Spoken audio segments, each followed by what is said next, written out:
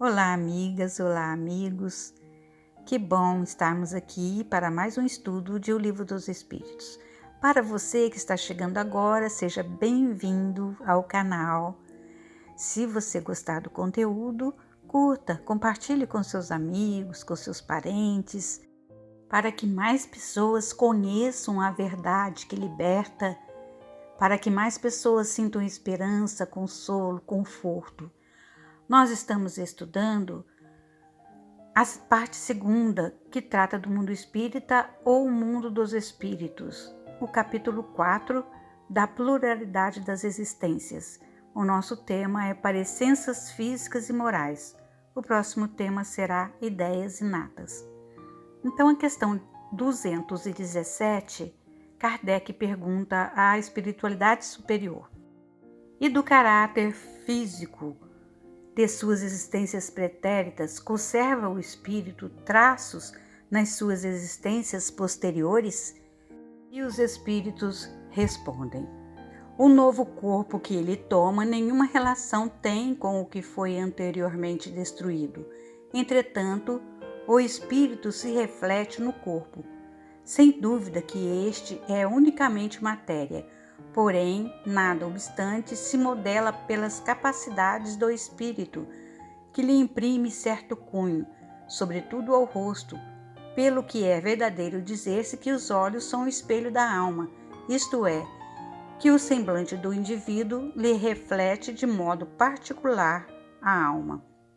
Assim é que uma pessoa excessivamente feia, quando nela habita um espírito bom, criterioso, humanitário, tem qualquer coisa que agrada, ao passo que há rostos belíssimos que nenhuma impressão te causam, que até chegam a inspirar-te repulsão. Poderia supor que somente corpos bem moldados servem de envoltório aos mais perfeitos espíritos, quando o certo é que todos os dias depara com homens de bem sob um exterior disforme. Sem que haja pronunciada parecença, a semelhança dos gostos e das inclinações pode, portanto, dar lugar ao que se chama um ar de família. Nota de Allan Kardec.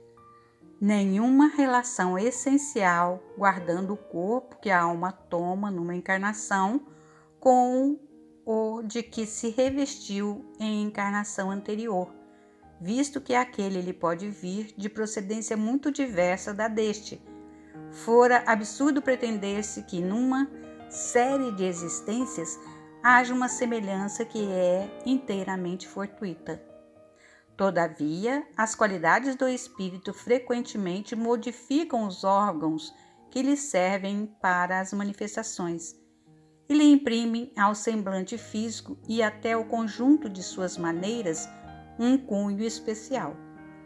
É assim que, sob um envoltório corporal da mais humilde aparência, se pode deparar a expressão de grandeza e da dignidade, enquanto sob um envoltório de aspecto senhoril se percebe frequentemente a da baixeza e da ignomínia. Não é pouco frequente observar-se que certas pessoas, elevando-se da mais ínfima posição, tomam sem esforços os hábitos e as maneiras da alta sociedade. Parece que elas aí vêm a achar-se de novo no seu elemento. Outras, contrariamente, apesar do nascimento e da educação, se mostram sempre deslocadas em tal meio. De que modo se há de explicar esse fato, senão como reflexo daquilo que o espírito foi antes? Vejamos agora o que diz o espírito Miramês. Traços do pretérito é o título que ele dá a este comentário da questão 217. Existem certas leis que podem ou não ser aplicadas, isso de conformidade com o lugar ou com a pessoa que vai servir de instrumento.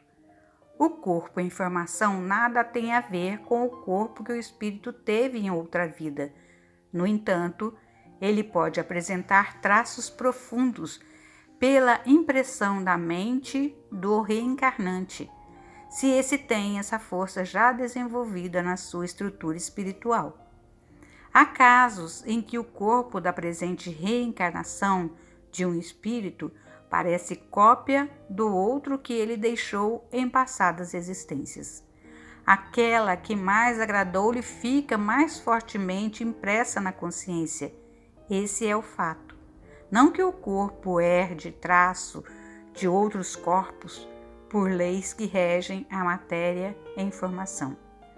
A herança mais acentuada, biologicamente falando, são as características físicas dos pais, pois as pessoas imprimem nos seus próprios genes a vida que levam em relação à enfermidade e até ao próprio caráter.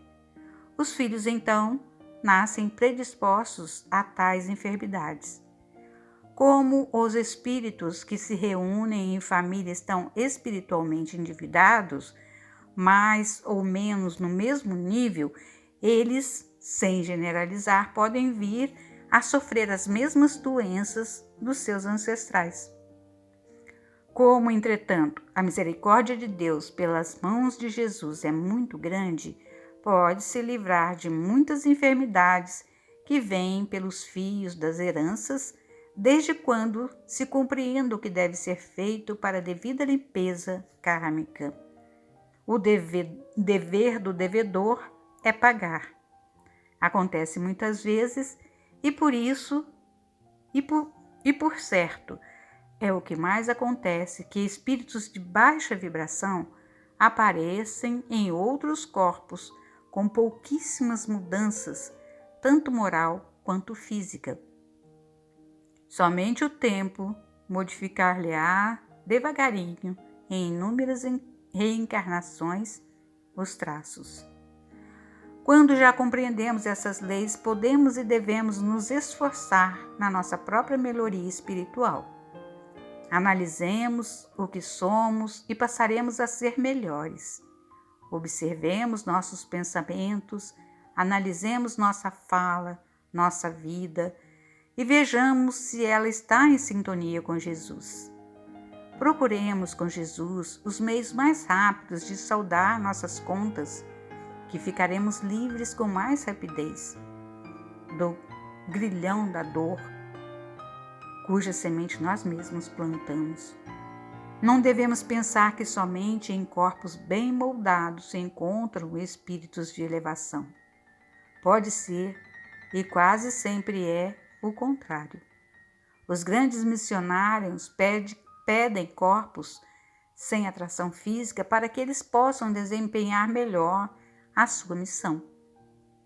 Reconheceremos essas almas pela vida que levam, pela presença benfeitora, pelo amor que desprendem na sublimação do próprio amor.